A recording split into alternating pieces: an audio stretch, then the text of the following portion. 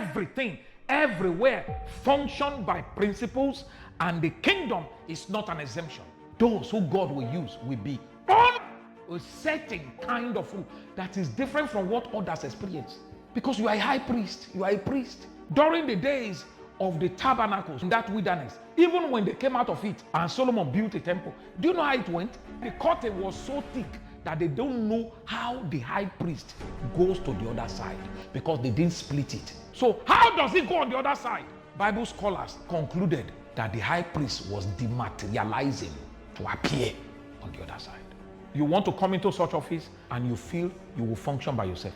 It is not going to happen. It won't. So when the high priest goes to that curtain, what happens is he finds himself on the other side. There are no windows, there are no candlesticks. In the outer court, it was an open air place. Everybody are there. That is where Jesus brought you to. Every Christians are there in God right now. Once you accept the Lord Jesus Christ, we are all in that temple.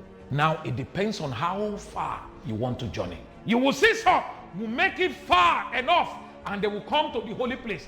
But others want to dwell in that holiest of holies. So it will take commitment, it will take consecration, it will take everything that is you. Your life will practically change. There's no weekend I don't go for parties in this town before. How?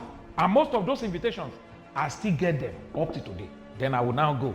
You go and sit down. Doing what? Want to eat rice, want to drink. We are under law.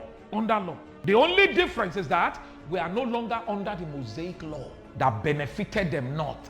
That law couldn't bring them to where God wanted them to be. And that was why I said, if there was no fault with the old ordinances, he said God wouldn't have bring another. Everything, everywhere function by principles, and the kingdom is not an exemption. This kingdom we're in function by principles and laws. Romans chapter 8 verse 2 said, the law of the spirit of life has set me free from the law of sin and death. Where did you come from? You came from sin and death. There was a law governing that government. So God picked you and brought you into life and light. There's a law there. So he said the law of the spirit of life. What did you receive? Life. There's a law governing life. The law of the spirit of life has set me free from the law. So you are converted from one law to another.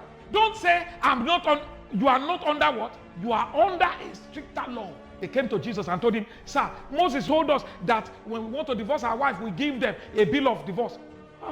What are you saying? He said in the beginning, God didn't make it so.